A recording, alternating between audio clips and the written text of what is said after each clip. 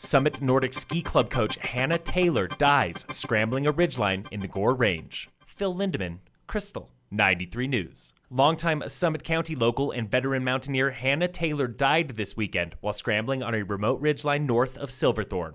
Taylor was with one other person when she slipped and fell near Willow Benchmark, known as Mount Silverthorne, about 1 mile west of Salmon Lake. Charles Pittman with Summit County Search and Rescue says his team was notified around 12:30 p.m. and entered the field 45 minutes later with a technical rescue team and a medical team. Once our teams identified right where she was located, we realized that the extraction was going to be very, very arduous and difficult and probably quite dangerous. Pittman says a Flight for Life helicopter assisted the two teams, but it could not reach Taylor, and so they called for a Black Hawk helicopter from the Hats Army National Guard training site in Eagle. Rescuers described the terrain there as Class 4. And they continually amaze me, both Flight for Life and Hats, what they will do to support search and rescue teams throughout the state. Taylor was pronounced dead on site and airlifted to the Summit County Coroner's Office. The rescue team and surviving hiker left the scene on foot. All crew were out of the field by midnight and prepared for a long extraction if needed. We were ready to do that. We had the personnel and the equipment to do that. It would have been very long, very tiring, but we certainly would have done that night. Taylor is a New Hampshire native who moved to Summit County in 2004 and coached for Summit Nordic Ski Club. She also worked for Summit Huts Association and was a self-described non-runner who nevertheless won ultra races, including the very first high lonesome 100-miler outside Salida in 2017 and the Teton Ogre Adventure Race with fellow Nordic coaches Olaf and Whitney Hedberg earlier that year. There will be a local memorial for Taylor this Thursday at the Frisco Adventure Park beginning at 6:30 p.m. It is open to anyone who knew her. Lightning sparked a wildfire outside of Gypsum last night, and by tonight, firefighters expect to have it fully contained. The Vail Daily reports the fast-burning fire scorched about 10 acres after the lightning strike at 7:45 p.m., but it had died down to smoldering flames by this morning. There were no evacuations. It was burning about a mile from the nearest structures. The McCullough Gulch Trail is closed today and tomorrow for bridge installation, and this new bridge north of Quandary Peak on one of the county's most popular trails is something special. It is a joint project between the Forest Service and Air Force Academy, where cadets designed, planned, and finally built the bridge.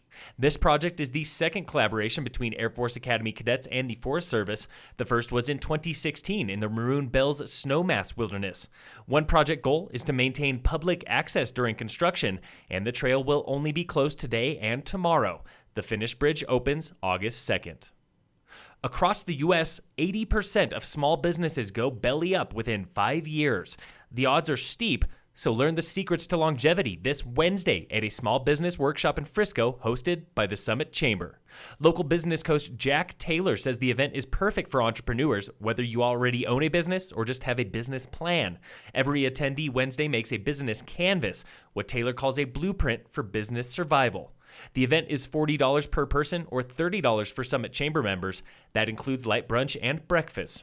Registration is online only through summitchamber.org, and stick around for networking over beer, 4 p.m. at Evo 3 Workspace and 5:30 at Highside Brewing.